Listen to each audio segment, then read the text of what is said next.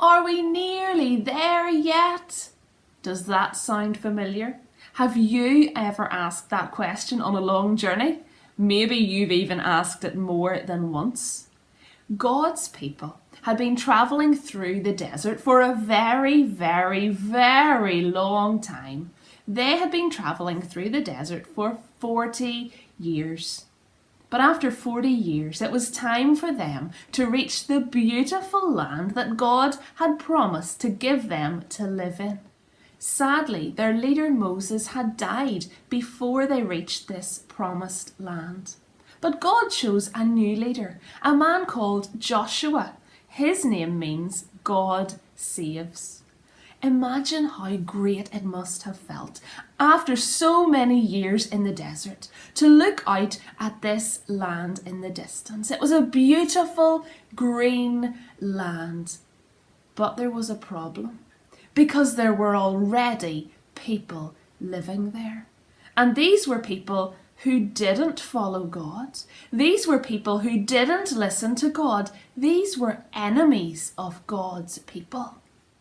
God's people were afraid, but God had a special message for Joshua. He told Joshua to be strong and courageous. That's like being strong and brave, because God was going to be with him. God was not going to leave his people. They came to a city called Jericho. Jericho was a very big city, and Jericho was surrounded by a very, very high wall that went the whole way around the city. The gates of the city were very, very tall, and they were closed so that no one could get in. God's people didn't understand how they would get into this city called Jericho, but God had a plan. And God gave instructions to Joshua. I could imagine that Joshua thought the instructions were a little bit unusual, but he trusted in God's plan. God said, "I will be with you. Do as I say, and your lives will be happy in this land that I am giving to you." Joshua trusted God. God's people were ready with their swords and their spears and their shields. They were ready to fight. But God's plan was not about fighting. God's plan was about listening to God and doing exactly as he said. God told the people to march around the city once every day for 6 days, and that's exactly what they did. I can imagine that the people in Jericho thought that this was a very, very strange thing for an enemy army to do. Usually an enemy army would want to fight, but these people were walking round and round the city walls, and they thought that they were too scared to fight. But God's people weren't scared.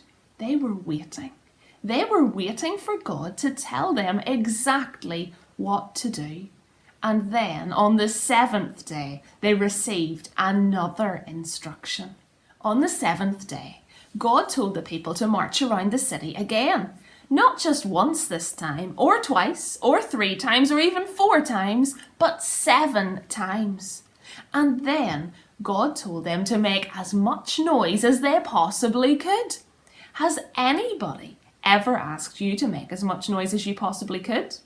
Think about the biggest crowd you've ever been in. Now imagine that all of those people were making as much noise as they possibly could. Wow, that would be a lot of noise. Something amazing happened when the people made the noise. The walls of Jericho just fell to the ground. These walls, which were made of huge, heavy bricks, which would have been standing for hundreds and hundreds and hundreds of years, crumbled to the ground as if they were made from these little tiny wooden bricks that fall over when we just touch them. God's people didn't have to fight. They just had to obey God and do exactly as he said. Their enemies fled, they left the city, and God's people were able to live in the land that God had promised to give them. God keeps his promises.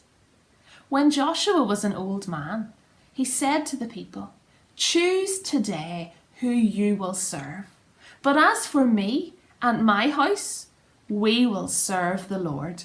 And the people said, "Yes, we will serve God too. We promise." That's something for us to think about today as well. Who will you serve? Have you trusted Jesus to forgive your sin? Are you part of God's family? Trusting in Jesus to rescue you from sin is the only way that you can have your sin forgiven, that you can be friends with God, and that you can know that one day you will have a home in heaven. Maybe you have already trusted Jesus to forgive your sin and you're part of God's family. If so, God has given you an amazing job to do. He has given you the job of telling other people about him. A few nights ago, a good friend of mine took some photos of the moon. The moon was shining brilliantly in the sky and it looked absolutely amazing. This reminded me of the job that God has given us to do. The moon doesn't make any light of its own. It reflects the light that comes from the sun. And we are made to reflect God's glory, to show other people how amazing God is. You can reflect God's glory in the words that you use.